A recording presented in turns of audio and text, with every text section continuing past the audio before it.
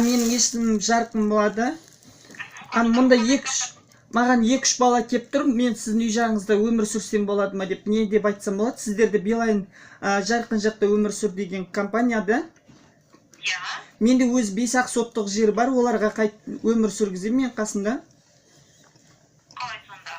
Сіздер айтқансыздар ғой, Билайн Жарқын жақта өмір сүр деп. Менің есімім Жарқын. Олар маған келіп тұр, енді біз сенің үй жағыңда өмір сүреміз деп. Менде өз 5-ақ соттық жер бар. Ол қандай адамдар? 5 бала кеп тұр, біздің үйіміз жоқ, еш нәрсеміз жоқ.